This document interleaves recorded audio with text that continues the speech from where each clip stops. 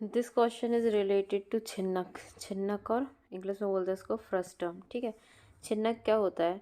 ये एक कोन है। ठीक है, इस कोन को जब हम ऊपर से काट देते हैं तो ये जो आकृति बनकर आती है, ठीक है, कोन को काटने के बाद ये जो बन के आया इसे छिन्नक बोलते हैं। छिन्नक मतलब फ्रस्टम। ठीक है, फ्रस्टम। इसका क्या पूछा है? वक्र पृष्ठ का क्षेत्रफल। वक्र पृष्ठ का क्षेत्रफल, इसका फॉर्मूला होता है pi R plus R into L. ठीक है, अब यहाँ क्या पूछा है कि शंकु की ऊंचाई, ये है हमारा छिन्नक। ठीक है, इसके बारे में पूछा है इसकी ऊंचाई कितनी है।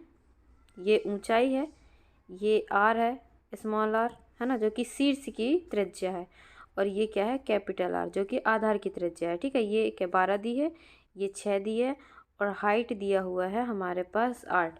तो उसने क्या पूछा है? छिन्नक के आधार का इतना है। ठीक है, उसने पूछा है वक्र पृष्ठ का क्षेत्रफल। तो वक्र पृष्ठ का क्षेत्रफल क्या होता है? कर्व सरफेस एरिया जो होता है pi R plus R into L. अब हमारे पास पाई की वैल्यू हमें पता है कि पाई की वैल्यू कितनी होती है? 22/7। आर कैपिटल आर की वैल्यू दी है 12, स्मॉल आर की दी है 6, और एल हमें निकालना है।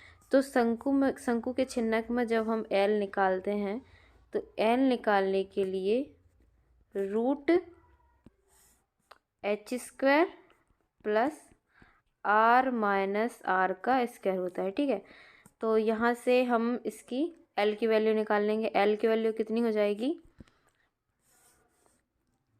L root H square. H square कितना है हमारा? 8 का स्क्वायर, 8 अठाइयाँ 64, प्लस आर माइनस आर। तो 12 में से 6 गए तो कितने बचे? 6, तो 6 छिंग 36। तो 64 और 36 मिला के 100। 100 का जब हम वर्गमूल निकालते हैं तो कितना आया? 10 आया। ठीक है, अब इसके बाद बोला है छिन्नक का वक्र पृष्ठ का क्षेत्रफल। तो वक्र पृष्ठ का क्षेत्रफल कितना होता है? Pi R plus R L. ठीक है, अब यहाँ हम रख देंगे पाई कैपिटल आर और स्मॉल आर। 6 और 12 कितना हो गया? 18, और एल कितना है? 10। तो इसका आंसर हो जाएगा 180 पाई। ये जो है ये दो फॉर्मूले होते हैं, है ना। देखो, sine C plus sine D equal होता है ना, डी बड़ा मान लो, तो यहाँ हो जाता है sine C plus D by 2 cos C minus D by 2। ठीक है, और cos C plus D, cos C plus cos D बराबर होता है cos C plus D by 2 cos C minus D by 2। ठीक है, ये वाला फॉर्मूला हम इसमें लगाएंगे जिससे कि हमें 10x plus Y divided by 2 मिल जाएगा। देखो, साइन सी प्लस डी बराबर ए दिया है, तो हम यहाँ लगाएंगे ए बराबर साइन सी प्लस डी बराबर क्या होता है बताया था? 2 sine C plus D by 2। तो यहाँ एक्स और वाई में लगाएंगे, तो 2 साइन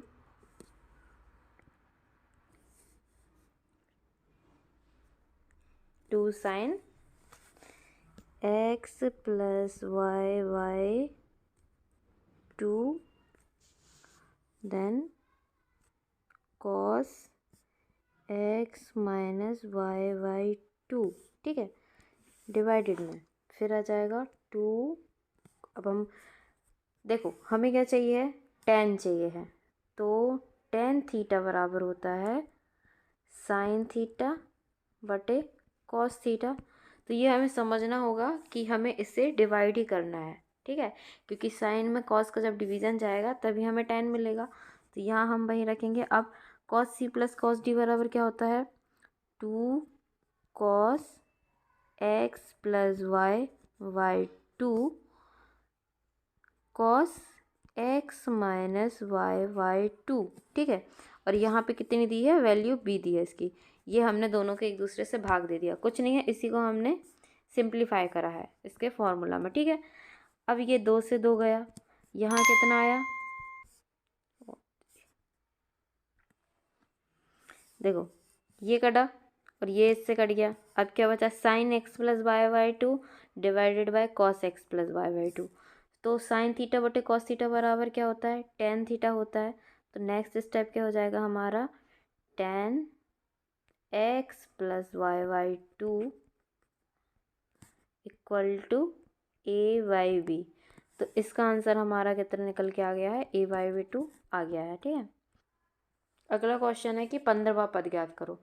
ये वाला क्वेश्चन हमने 9 दिसंबर के पेपर डिस्कशन में भी करा था। ठीक है, अब देखो इसको क्या करना, 15वां पद, तो 15वां पद बराबर हो जाएगा, 15वां पद हो जाएगा A plus N minus one into D. ये समांतर श्रेणी का क्वेश्चन है।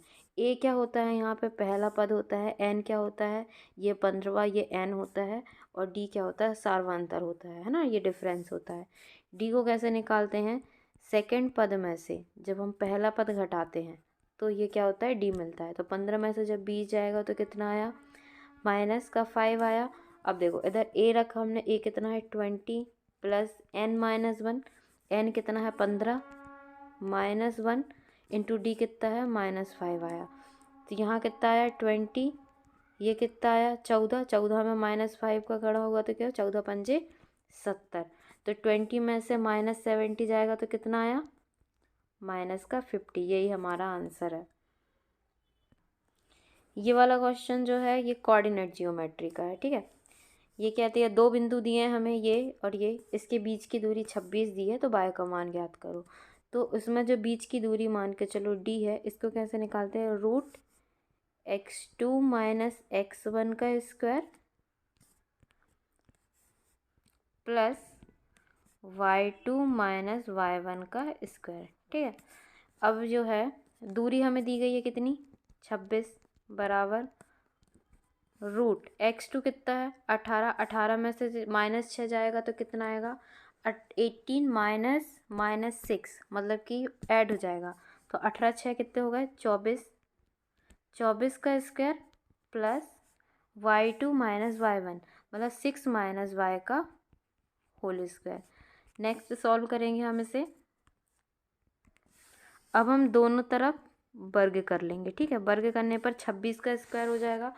26 का स्क्वायर कितना होता है, 25 25 हम 625, 26 26 हम 676, और 24 का स्क्वायर कितना होगा, देखो इसका भी जब हम वर्ग, इन दोनों का वर्ग करा हमने, ठीक है, और इसका भी जब वर्ग करेंगे तो रूट की वैल्यू 1/2 होती है।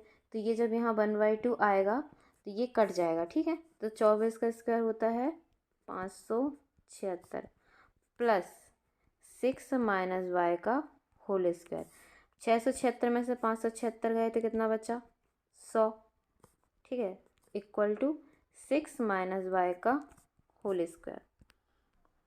अगला स्टेप हो जाएगा कि ये जो वर्ग है इस तरफ जाएगा तो ये स्क्वायर रूट बनाएगा, मतलब कि ये 1/2 में जाएगा। तो 100 का वर्गमूल निकालना और इधर से 6 माइनस वाई कर दें, ये 10 आ गया इक्वल 6 माइनस वाई। तो वाई बराबर क्या हो गया, 10 में से 6 गया तो कितना बचा 4 माइनस वाई बराबर, ठीक है, तो वाई बराबर हो गया -4। यही हमारा आंसर है। अगला क्वेश्चन है 6 वर्ष पहले ए और बी की आयु 7:8 थी। यदि उनकी वर्तमान आयु का अनुपात 9:10 है तो अब से 3 वर्ष बाद ए और बी की आयु का अनुपात कितना होगा। देखो 6 वर्ष पहले कितनी थी उनकी, 7:8 थी, है ना, और उनकी वर्तमान आयु का अनुपात कितना है, 9:10 है। अब से 3 वर्ष बाद ए और बी की आयु कितनी होगी। देखो ये जो है 6 वर्ष के बाद 9:10 हुई, है ना। अब यहाँ देखना, इसको शॉर्ट ट्रिक है ये 7 से 1 का कितना गया, 1 का अंतर है। यहाँ 9 से 10 का कितना, 1 का अंतर है। तो हम इसको डायरेक्ट सॉल्व करेंगे। तो ये कितना हुआ, 8 से कितना बढ़ रहा है 2, और ये भी 7 से 2 बढ़ रहा है। ठीक है, तो 2 की वैल्यू कितनी दी है, 6 दी है, 2 ही दी है 6। ये हमें मिल गया रेशो का मान। अब 9 3 27 है किसकी आयु, ए की, और 10 3 30 किसकी आयु है, बी की आयु है ना। अब इसमें क्या बोला, 3 वर्ष बाद, ये तो उनकी वर्तमान आयु है। अब 3 वर्ष बाद 27 से कितना हो जाएगा, 30 हो जाएगा, और ये कितना हो जाएगा, 30 में 3 जुड़ेगा तो 33 हो जाएगा। तो इन दोनों का अनुपात कितना हो जाएगा, 10:11। यही आंसर है। इसे मेथड से कैसे करेंगे, ए और बी की आयु 7:8 है, ठीक है। तो ए और 6 वर्ष पहले, अभी कितनी है उनकी आयु, 9 और 10 है। तो पहले कितनी है, 6 वर्ष पहले 7x, 6 वर्ष पहले 7:8 थी, तो 6 वर्ष बाद कितनी होगी, 7x प्लस 6 जुड़ जाएगा, ठीक है। और इधर हो जाएगा कितना, 8x प्लस 6। और वर्तमान आयु निकल के आ गई है, वर्तमान आयु का अनुपात 9:10 है। इसको हम सॉल्व करेंगे तो आंसर मिल जाएगा, ठीक है। तो यहाँ देखो 10 आते 70 और 10×60, इधर कर रही हूँ, ठीक है। 70x प्लस 10×60 बराबर 9×8 = 72x प्लस 6×9 = 54। तो 70 में से 72 में से 70 गए तो बच्चे 2, और इधर 60 में से 54 गए तो कितने बच्चे, 2x बराबर 60 में 54 बच्चे तो 6, ठीक है, 6 बच्चा, सॉरी। तो ये 2 × 3 = 6, हमें 3 वैल्यू मिल गई। अब 3 से हम क्या निकाल लेंगे, इनकी आयु निकाल लेंगे, कितनी गई, कितनी है। तो इसकी वैल्यू कितनी आ गई, 7 × 21, 21 और 6 27, ठीक है। और एक क्या जाएगी, 8 × 24, 24 और 6 कितना हो गया, 30। इनमें दोनों में 3 3 जुड़ जाएगा, क्योंकि उसने 3 वर्ष का बाद का अनुपात पूछा है। यहाँ 30 आ गया, यहाँ 33 आ गया, जो कि कितना हो जाएगा, 10:11। देखो 48, 108, 140 का HCF क्या होगा। HCF महत्तम समावर्तक जो होता है ना, वह हाईएस्ट कॉमन फैक्टर होता है। मतलब इन सब में हाईएस्ट कॉमन फैक्टर क्या है, ठीक है। आप 48 लिखें, 108 लिखें और 140 लिखें, फिर इसमें भाग दें। किससे, सबसे छोटी संख्या कितनी होगी, 2 होगी। 2 दूनी 4, 2 चौके 8, 2 पंजे 10, 2 चौके 8, 2 सत्ते 14 और 0, ठीक है। 2 एकम 2, 2 दूनी 4, 2 दूनी 4, 2 सत्ते 14, 2 तिये 6 और 2 पंजे 10। अब देखो 3 से जाएगा नहीं, ये चला जाएगा, ये नहीं जाएगा। 5 से ये चला जाएगा, ये दोनों नहीं जाएंगे, इसलिए हाईएस्ट कॉमन फैक्टर जो है 4 ही है। इसके बाद ऐसा कोई नंबर नहीं है जो इन तीनों को डिवाइड कर सके, 1 के अलावा, ठीक है। तो 2 दूनी 4, ये इसका हाईएस्ट कॉमन फैक्टर हो गया, यही आंसर है। त्रिभुज PQSR एक चक्रीय चतुर्भुज है, क्यू वृत्त का केंद्र है, एंगल ROQ 140 डिग्री है तथा एंगल RST का मान निकालना है। कौन सा निकालना है हमें, एंगल RST का मान निकालना है, ठीक है। तो ये दिया है कहाँ, RST, ठीक है। इसको देखो कैसे सॉल्व करेंगे, हमें ये वाली वैल्यू निकालनी है, ठीक है। तो ये जो है 140 है, तो ये वाला कितना हो जाएगा, 70 हो जाएगा, ठीक है। ये 70 है, तो ये कितना हो जाएगा, देखो कैसे बताऊँ, देखो ये 70 है, तो ये कितना हो जाएगा। एक चक्रीय चतुर्भुज में आमने सामने के कोण जो होते हैं 180 डिग्री का होता है, तो ये हो गया हमारा 110। और ये एक सीधी लाइन है, ये वाला अगर एंगल 110 है तो ये कितना हो जाएगा, 70 डिग्री हो जाएगा, ठीक है। कोई भी, ये एक त्रिभुज है, ठीक है, ये एक जीवा है, ठीक है। इससे ये दूसरे वृत्तखंड पे यदि थीटा बना होता है तो ये 2 थीटा होता है। तो ऐसे ही यहाँ पे 140 था तो ये 70 हो गया, ठीक है।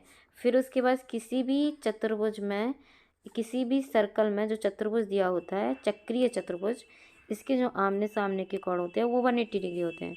तो ये कितना था, 140 था, इसका आधा ये 70 हुआ, ठीक है। इससे निकल के आया ये चक्रीय चतुर्भुज के थ्रू 110। और ये जो लाइन है ये इस पे 180 डिग्री का कोण होता है। ये अगर 110 है तो ये 70, और हमारा 70 ही आंसर हो गया। LCM, लीस्ट कॉमन फैक्टर, ठीक है। तो इसमें जैसे 10xy का क्या हो जाएगा, 2 पंजे 10 और x और y, ठीक है। 12 YZ का क्या हो जाएगा, 2 दूनी 4, 3 12 बाय और जेड, और 15 का क्या हो जाएगा, 3 5 15 जेड और एक्स। तो एलसीएम निकलेगा कैसे, देखो यहाँ से हम 2 ले लिया, ठीक है 2। अब क्या आएगा, ये 5 एक बार ले लिए, तो ये हो गया गुणे में 5, ये हो गया एक्स ले लिया, एक्स बाय ले लो, बाय जेड ले लिया, ठीक है जेड। और अब हमारे पास एक 3 और आ गया, ये 3 ले लिया, गुणे में 3, बच्चा 2 भी ले लिया, ये आ गया 2, ठीक है।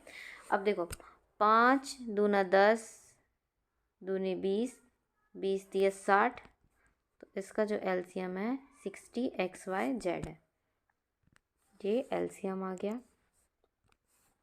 अगला क्वेश्चन, ए अनुपात बी दिया है 5:7, ये हमने लिखा A/B 5:7, ठीक है। B/C दिया है 9:11, इसका ऐसे लिखना है। फिर क्या करना है, ये जो खाली प्लेसेस होती हैं उसका जो नियर वाला नंबर है वही इसको कॉपी करना है। यहाँ पे खाली प्लेस ये है, तो यहाँ पे क्या कॉपी करेंगे हम, 9। अब इन सब को कर दो, है ना, इन सब का मल्टीप्लिकेशन कर दो। 9 पन्ना 45, तो ये कितना आ गया 45 रेसो 7 नाम 63, ये आ गया 63, और ये हो गया 11 7 77, तो हमारा आंसर हो गया 45:77, ठीक है। अगला क्वेश्चन, 2 अंकों को परस्पर पलटकर प्राप्त संख्या के बीच का अंतर 27 है, तब यदि 2 अंकों की किसी संख्या एवं उस संख्या के अंकों को परस्पर पलटकर प्राप्त संख्या के बीच का अंतर 27 है, तब संख्या के दोनों अंकों का अंतर क्या होगा, ठीक है। तो इस क्वेश्चन को कैसे करते हैं, देखो 2 अंकों की संख्या जो रहती है ना वो ऐसे मानते हैं, 10x + y, ठीक है। उसने बोला 2 अंकों की किसी संख्या, ये 10x + y, अब उस संख्या के अंकों को परस्पर बदल कर, मतलब कि 10y + x प्राप्त संख्या, इनके बीच का अंतर, इनके बीच का अंतर कितना है 27 है। तो उसने पूछा है उन दोनों अंकों का अंतर क्या होगा, मतलब उसने x - y पूछा है, ठीक है। x - y क्या होगा, तो 10x + y - 10y - x = 27। तो यहाँ से 10x में से x गया तो कितना आया 9x, प्लस y में से माइनस का 10y गया तो कितना आया -9y, बराबर आ गया 27।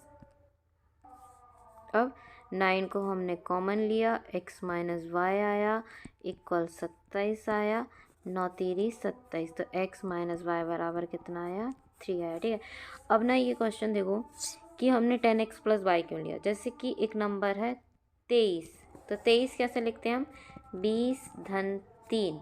अब इसी को अगर हम 32 कर दें, जब अंक बदलने के पास कितना करेंगे 30-2, इसलिए हम 10x + y, x मान के चलो यहाँ पे 2 है, y जो है 3 है, ठीक है, इसलिए ऐसे करके लिखते हैं। एक समान चाल से चल रही 240 मीटर लंबी दार्जिलिंग मेल एक पुल को 40 सेकंड में पार करती है और पुल पर खड़े व्यक्ति को 12 सेकंड में पार करती है। देखो इसका जो फॉर्मूला है ये होता है speed equal to distance upon time. तो जो डिस्टेंस है ना, ये क्या, जब ये किसी व्यक्ति को पार करे, है ना, किसी व्यक्ति को पार करे, किसी पोल को पार करे, जब कोई ट्रेन, तो वह अपनी लेंथ के बराबर ही डिस्टेंस कवर करती है। पर जब वह किसी पुल को पार करती है तो क्या करती है, वो अपनी लेंथ साथ में जो पुल की लेंथ होती है, ठीक है, उसे भी क्रॉस करती है ना। अब देखना यहाँ पे एक समान चाल से चल रही 240 मीटर लंबी दार्जिलिंग मेल, है ना, 40 सेकंड में एक पुल को पार करती है। देखो यहाँ कैसे करेंगे हम, 240 स्पीड है, स्पीड बराबर डिस्टेंस अपॉन टाइम, एक समान चाल से, है ना, speed equal to distance upon time.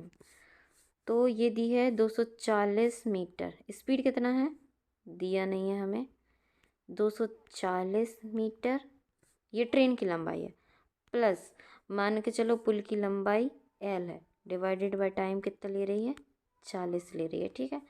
अब दूसरा क्या आया स्पीड हमारा, देखो पुल पर खड़े एक व्यक्ति को, जब वह व्यक्ति को पार कर रही है तो वो अपनी खुद की लेंथ के बराबर डिस्टेंस कवर करेगी, तो मतलब तब वहाँ 240/12 स्पीड बराबर 240/12, ठीक है, डिस्टेंस बटे टाइम। अब क्या हुआ, ट्रेन की स्पीड चाहे पुल को कवर करे चाहे व्यक्ति को कवर करे बराबर रहेगी, तो ये जो है इसके बराबर हो जाएगा, देखो 240 plus L divided by 40 equal 240/12, ठीक है। 12 दूनी 24, तो L बराबर कितना हो गया, 4 दूनी 8, 800, 800 में से गया 240, तो कितना आंसर आ गया हमारा, 0 में से 0, 10 में से 4 गए 6, 8 में से 3 गया 5, ठीक है, ये हमारा आ गया आंसर। अगला क्वेश्चन, यदि त्रिभुज XYZ और ABC समरूप है, देखो समरूप में क्या होता है, ये है त्रिभुज X Y और Z, ठीक है, और ये है त्रिभुज AB और C, ये दोनों अगर समरूप है तो देखो XY बराबर कितना है 12, YZ बराबर है 16, AB बराबर है 21, BC बराबर क्या है, इसमें क्या होता है, जो XY बराबर ये जो है ना ये इसके बराबर होती है, रेशो में होती है, ये जो होती है ये इसके रेशो में होती है, ये जो होती है ये इसके रेशो में होती है। देखो कैसे, XY बट्टे AB बराबर YZ बट्टे BC बराबर XZ बट्टे में AC, ठीक है, ये तीनों जो है बराबर होंगे।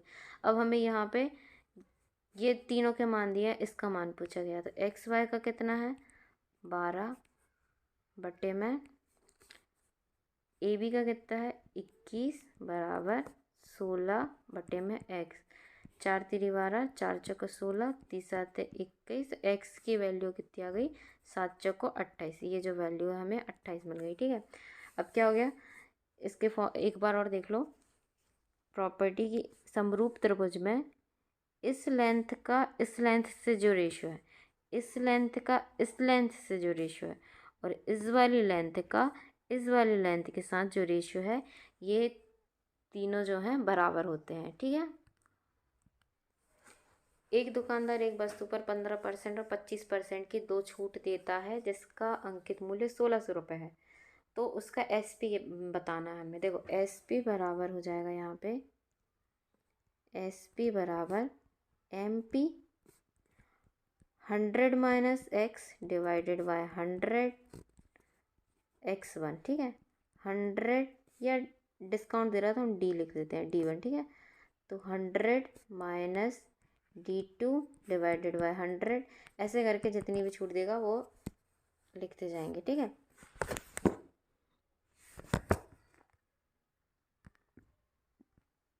अब देखो यहाँ पे हम करते हैं, तो उसने बोला है SP बराबर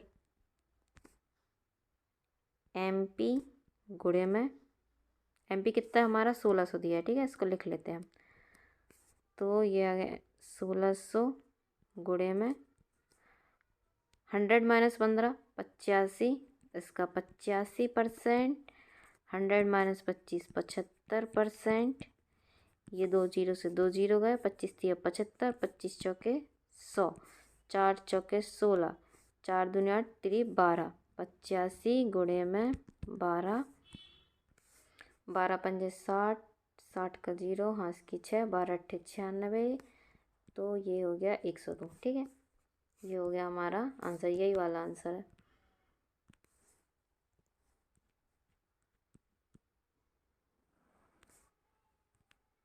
एक समलंब चतुर्भुज का क्षेत्रफल 140 वर्ग सेंटीमीटर। देखो समलंब चतुर्भुज होता कैसा है,